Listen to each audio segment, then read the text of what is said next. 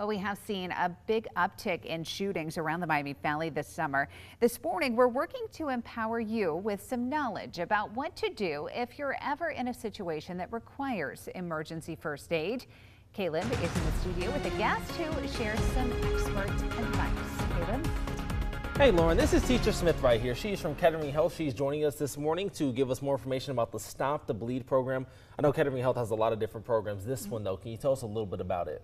Yeah, so Stop the Bleed actually is a worldwide program now, and the design behind it was to develop a best practice program that could then go out and be taught in the communities and to the public on what to do if somebody has life-threatening bleeding and how to render care until medical help arrives. If someone wanted to do this kind of program in the class, what exactly would happen in the class? What would they learn and walk away with?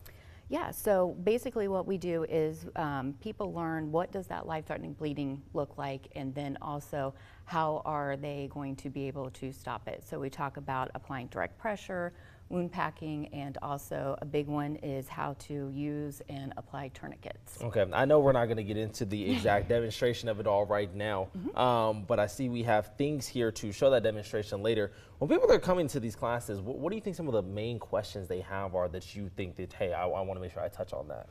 Yeah, so we offer this class the third Thursday of every month at Kettering Health main campus through our trauma program. And a lot of people are just coming in because they're just not really sure what to do or what that life-threatening bleeding looks like.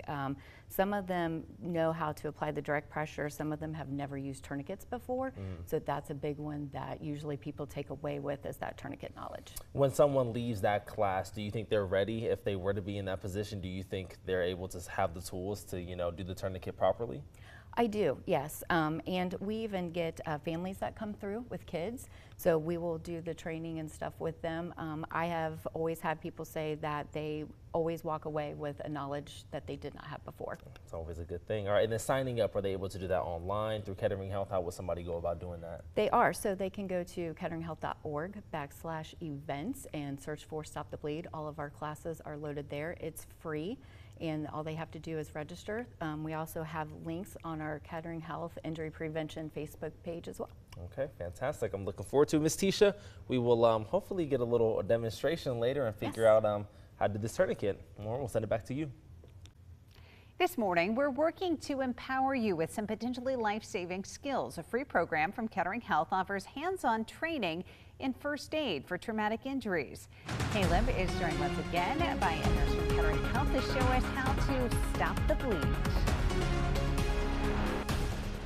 Lauren, this is Teacher Smith from Kettering Health and the Stop the Bleed program. She is going to be giving us a hands-on demonstration this morning of what exactly goes on in this program. Now, just to make sure we have all of our bases covered, can you tell us what exactly the Stop the Bleed program in the class is? Yeah, so the class is designed, and the program is a worldwide program that is designed to get out into the public and teach what to do if somebody has life-threatening bleeding and how to help them until professional medical help arrives. Absolutely. So this is an example of if we come to the class, can you show us what exactly would be taught and what are some of the materials you would use to do that? Yep, so the first part of the class is really more of a presentation and just a time to kind of talk and discuss and answer some questions. And then the second part of the class is more of the hands-on skills. So that is where we provide an opportunity for people to then actually practice what they just learned in the first part of the class. Okay, so if we were to be practicing, how would this go on here? Can you kind of explain this and walk us through that? Yep, so one of the things that we make sure that we cover in the class is tourniquet application. That's the one that we find that most people have not that much familiarity with. So what we're going to do, so this is a CAT tourniquet. This is the one that's probably one of the most popular ones that you would find if you would come across an actual Stop the Bleed kit out in the community. So with the class, we're just going to kind of slide this up. And so when you go to put the tourniquet on, you want it to be about 2 to 3 inches from above where that person is bleeding. Okay. And then the key to it is, the first part is you want to get this outer band as tight as you possibly can. So when people come in with the tourniquet on and there's still active bleeding going on, a lot of times we find it's because this outer band was not put on tight enough. Okay. Is there a too tight? Like, I mean, the goal is to cut it off. Correct. Okay. So yeah. So no, you're not going to go too tight. You're wanting to get it tight enough to where you can see that there's no more bleeding coming from. So the outer band goes on, and then if you notice, this wand or windlass is actually attached to an inner band. So this is where you're going to start twisting. So this inner band starts getting starts putting more and more tension down on those injured blood vessels, and this is where we get enough tension to shut down the blood flow. Okay. So you can twist either way, and you're twisting until you see that there is no more bleeding. Once you see that, then you're just going to want to lock that windlass into place so that it doesn't unwind, and then just secure any part of your tail that you have left. The last thing that you put on here is the white tab, and if you notice it says time. This is where you're going to want to put the time that you put the tourniquet on, because our surgeons and ED physicians are going to know how long that tourniquet's been on for. And doing this for someone, this could quite literally save someone's life. Absolutely. Okay. Absolutely. All yes. right. Well, thank you very much. And you mentioned this one is a trainer one. This is what the actual tourniquet will look like. You don't want to practice with the ones you would actually use on someone. Correct. So tourniquets are kind of a one and done. So you never want to practice with one that you actually intend to use on someone for real. So yep. So that's what they look like when they come out. And you get them. They are saran wrap. So we always tell people, you know, it's fine to take them out of the saran wrap. They're not going to expire. Yeah. If people choose to keep them in the saran wrap, we just tell them it's always a good idea to make just a little slit in the side, because when you need to get into it, you need to get into it now. And if your hands already have blood on it, it's a little slippery. So if you have the little slit in, you can just literally pop your finger in and rip right into it and get in. Okay, Tisha Smith from Kettering Health. She will have more for us on our next half hour. I think we have a full screen right here as well with some of the information about that free training. And you can go to the Kettering Health website and learn more information on how you can get that involved. Lauren? Well, there has been a dramatic increase in gun violence here in the Miami Valley this summer. This morning, we're working to empower you with some knowledge about how to apply emergency first aid. Caleb is in the studio with a guest who can share some expert advice. Caleb? Lauren, this morning we're joined by Tisha Smith from Kettering Health. She's here to give us more information about the Stop the Bleed program through Kettering Health. You mentioned this is a national program, but specifically Kettering Health, what exactly is this program and what should people know about it?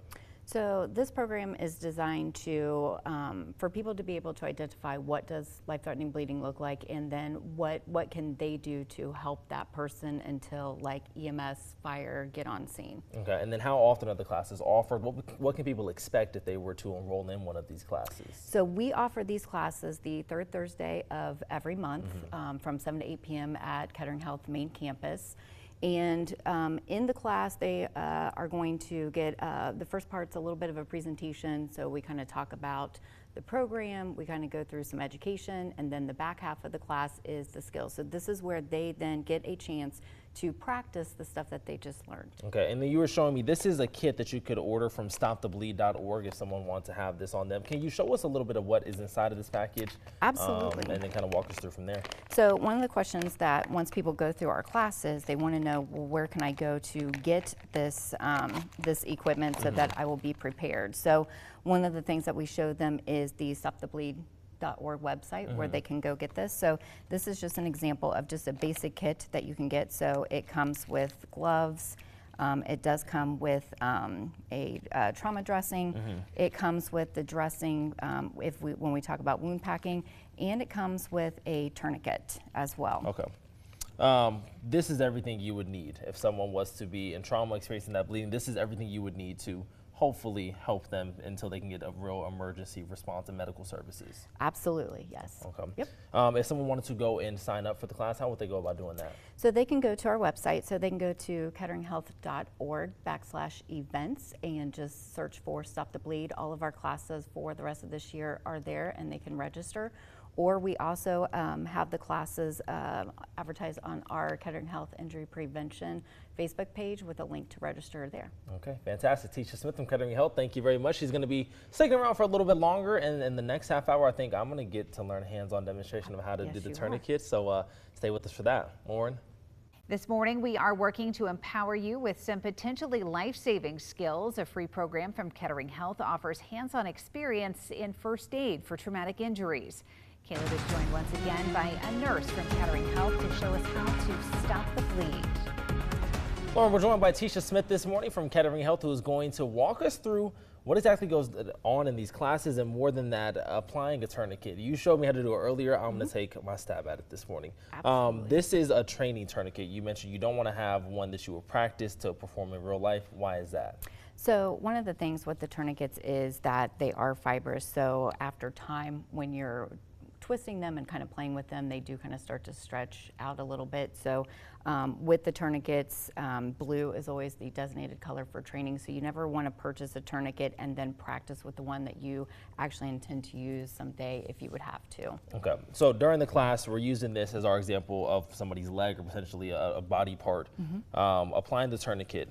When we're going through, would you loop it through here like this? Walk me through how we would do this. Yep, so when you get them out of the package, they are already somewhat put together for you like this. Okay. So what you're wanting to do is you're wanting to put the tourniquet on about 2 to 3 inches above from where they are bleeding. And the trick to it is this outer band, you're wanting to put it on as tight as you possibly can. Yep. So when they come in through the emergency department and they have a tourniquet on, if they still have active bleeding going on, a lot of times we find it's because this outer band was not put on tight enough to begin with. Okay, I want to tilt this up too so we can try to show this a little bit better.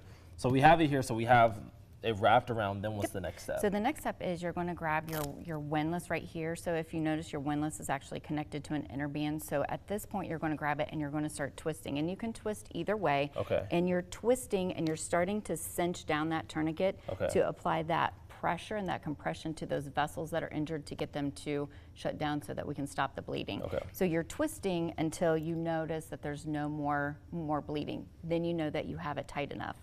So once you have it tight enough, then you're going to pop it into this little cradle right here. So that's what's going to hold the tension so your windlass doesn't start to unwind. Okay. And then the next piece right here is you're going to grab anything that you have left of your tail here. You're just going to grab and just kind of secure it and get it out of the way. And then this last little piece that goes across is a white tab and it has the word time on it. So want to know when and how long that tourniquet has been on. A lot of people don't know about 2 hours is how long a tourniquet can stay on. So you can definitely get somebody to a hospital around this area within a 2-hour time frame. Okay, and the last question, how important is this? Somebody able to apply a tourniquet, put the time, go through the proper procedures to do so. It saves lives, but why is this so important? So this is so important because, you know, we teach in the class that the one preventable injury that causes death is bleeding. So we want to make sure that people know that minutes are counting when somebody has life-threatening bleeding. Just like when somebody's heart stops, the quicker you can get an AED on them, start CPR, the better the outcome that they're going to have. So, life-threatening bleeding is no different. The quicker that you act, the quicker you get 911 called and get them there, and you get the tourniquet and or are applying direct pressure wound packing, the better the outcome that that person is going to have. Absolutely. All right, Tisha Smith, Kettering Health, thank you so much. We have a full screen here with information you need to know about the times for these classes. And for details, you can head to our website, WDTN.com. Lauren?